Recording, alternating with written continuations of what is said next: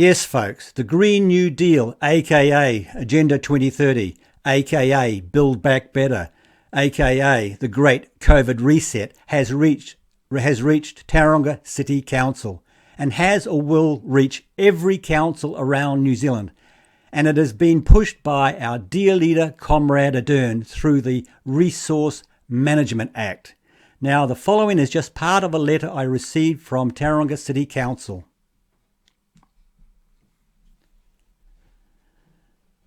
Proposed plan changes to the operative Tauranga City Plan. Proposed Plan Change 26, Housing Choice. This plan change proposes changes to the city plan to make it easier for people to build a variety of more compact homes. Proposed Plan Change 27, Flooding from Intense Rainfall Events. The plan change introduces a new rule framework to manage the effects of flooding in intensive rainfall events on people, properties and infrastructure. Now that one affects me. Proposed Plan Change 30, Earthworks. This plan change proposes to clarify wording of existing provisions to ensure that earthworks are undertaken in a safe manner, avoiding negative effects on the environment. Your property has been identified through the flooding from intense rainfall plan change as being in a potentially floodable area. Anyway, I'll start this off with the city plan.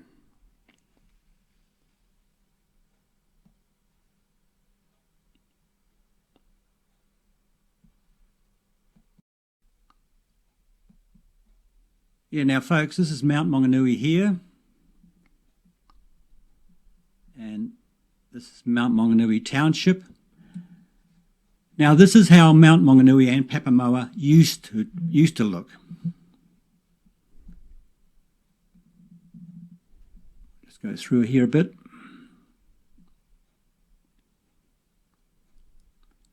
Now I'll go back again. Now this is how it looks now. Now these purple and pink lines here are potential flooding areas or predictive flooding areas for the next 110 years. Even though at present none of these properties are flooding. They do have problems with water getting into onto the streets and up to the footpaths, and that's got nothing to do with the property owners. This is all about the council and their stuff-ups.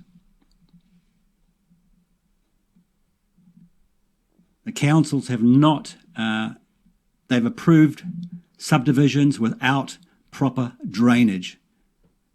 So now they're trying to load their problem onto us. This goes right through Papamoa, right to the end here. You watch it change.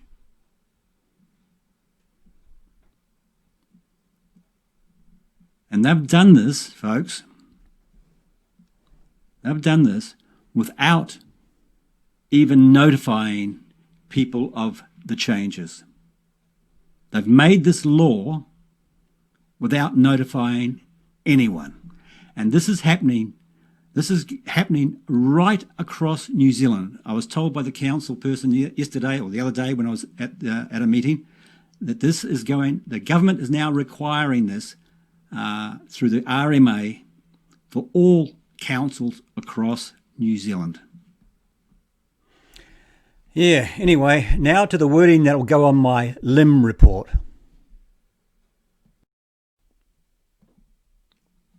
Now, folks, this is an email I got from the engineer I spoke to, the Tauranga City Council engineer I spoke to the other day at the meeting in Tauranga.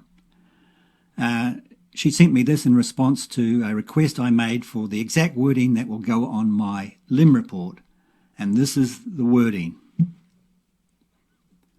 Plan Change 27, flooding from intense rainfall events. Proposed Plan Change 27 seeks to reduce the risk of flooding to life, property and infrastructure from intense rainfall events in Tauranga. The proposed policy and rule framework will be used to determine the type and location of land use on land subject to flooding in a 1 in 100 year rainfall event, which takes into consideration the effects of sea level rise and climate change as of the year 2130. Now, for a start, there has been no sea level rise in Tauranga or anywhere else for that matter, and climate change is just a hoax.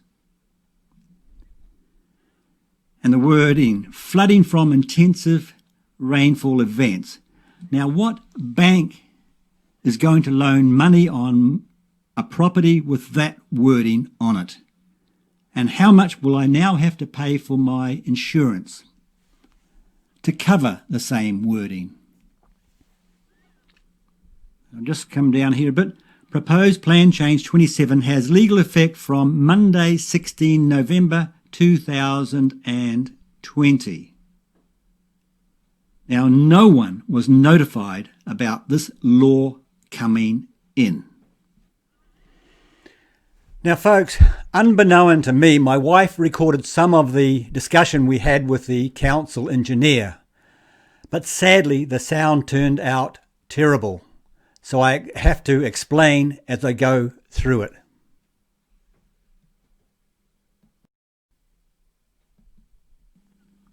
Yeah, this guy is purple and pink. Yeah, so that means Major, minor. exactly.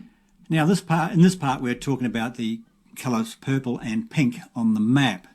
Major being major water flow on the street, and minor being minor water flow on the street. None of which affects my property, because the only time water gets up over the footpath is when the drain in front of my house is blocked with leaves. That's flow. So that means that there's velocity to the water and it's moving up and down the road. Minor is a bit of a smaller and major's the bigger one. What the blue means is that... And my property is at least 1.2, the house itself is 1.2 above the footpath. The water's not really moving much, but it's just sitting after a big rain. So how did you test this? Was it because of the leaves that were stuck in there, or? No. So we have flood models, which represent all of these areas. So Yes, they have predictive flood models. This is not based on present evidence. they include all of the hard work and they assume that it's all working. So we're not taking the risk of any scenario in terms of the infrastructure. And they include all of the councils. What about the thing about someone said to me on the phone that day, you can build a fence around there and there's a resource consent or something. Did you go through the predictive flood? Somebody on the Yeah. So what the different flood areas do is the plan changes. There's now some rules around what you can and can't do in these areas. In terms of flow paths, what is through protection to protect those neighbours and to protect people upstream and downstream. So problems can happen if someone blocks the flow path with a fence or a building, for example. The water can be restricted. exactly can flood behind it, it can go somewhere else. So this is something that it's actually already implied, or it's already in common law, but it's not very clear. So what we're really trying to do is make it clear for people and really... Right now, I can build a fence right now, but before all this, I can build a fence at 6 foot high or something like that, without even a permit. Yes, I can do this now, before this came out. Now, without a resource consent. So suddenly I'm in for a resource consent bill. Exactly. Yeah, right now, under the old rules, if you like, I can build a fence up to about 2 metres high without a permit at all. And now with this new rule, they are now requiring a resource consent for the same thing. So, who pays for that? Obviously we do. It depends what you're looking at doing. Is in terms of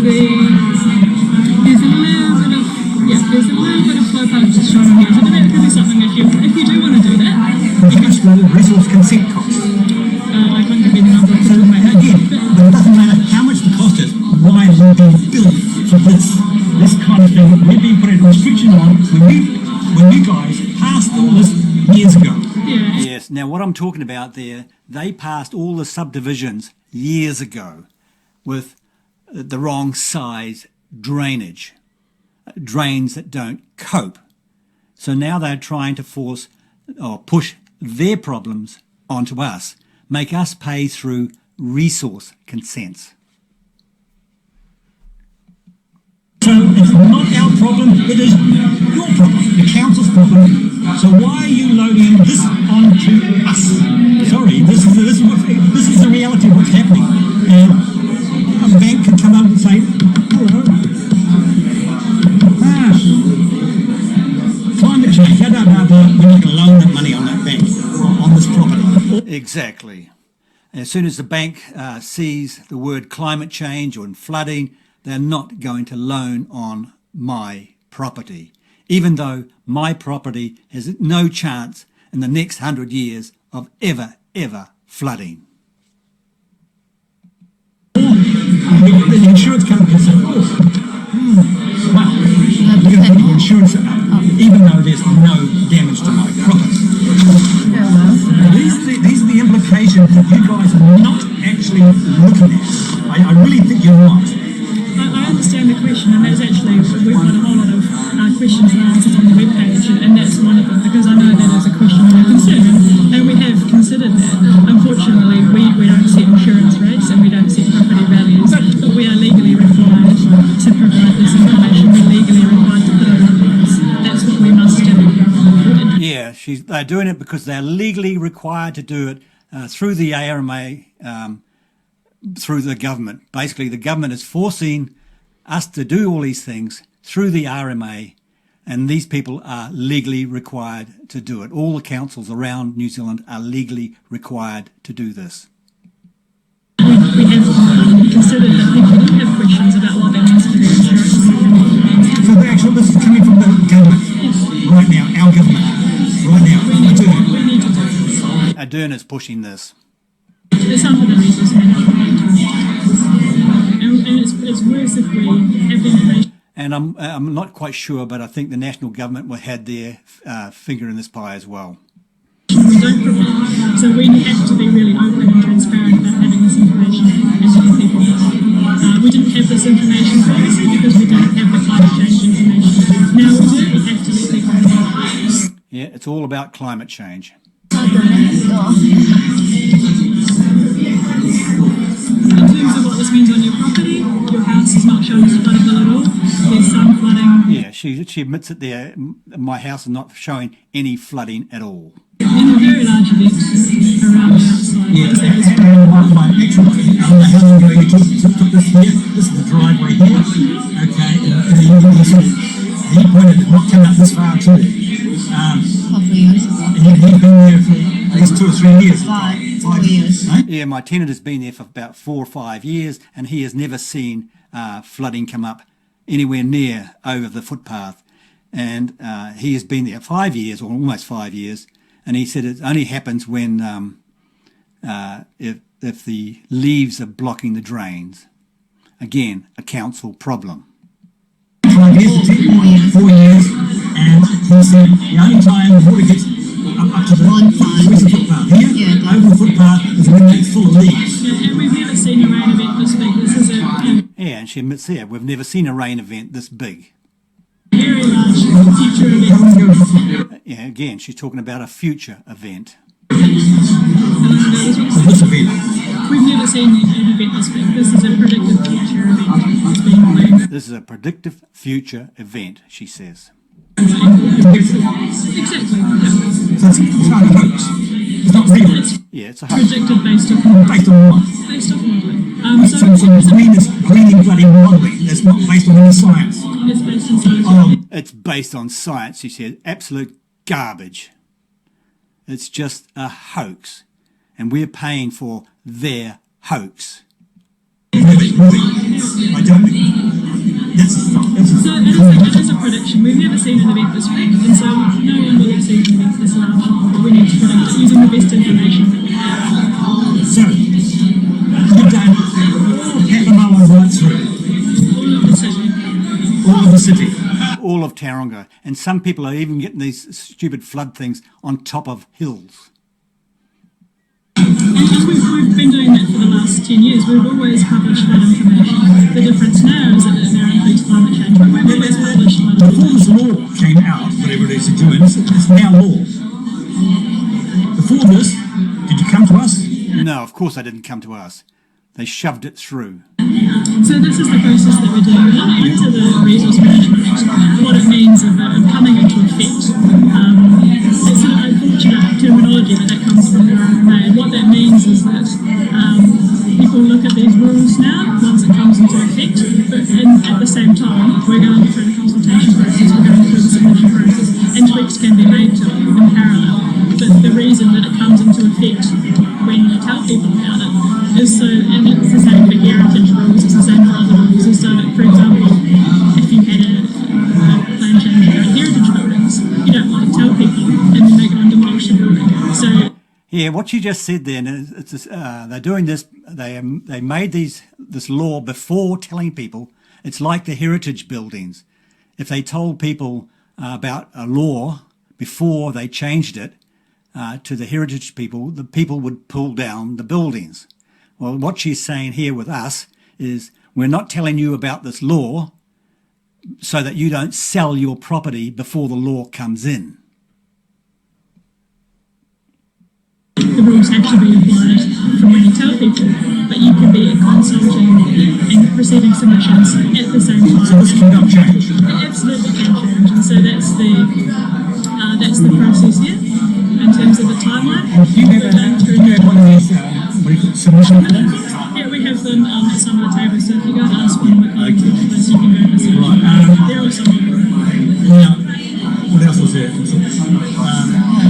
Right, any question? No, it's okay.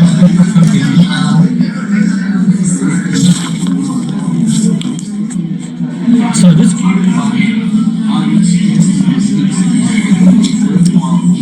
the real part that gets me is the vagueness around this, what's on the LIM report. The actual wording, that's vital. We can provide that. Yeah, I don't have it on there, but we can tell you what goes on that. And she did provide me the information that's going on my LIM report, and it doesn't help at all. Anyway, I'll just fast forward a bit. Okay. Okay, we'll look at it, see if we can. Okay. I'm really, just is not good politics, it's not good anything. Really wrong. Sorry. This is, we bought a house with that not there. Now suddenly we've got that there. Yeah, now what I'm talking about, that there, is when I say that there, I mean when we bought the house, there was nothing on our LIM report, but now it's there.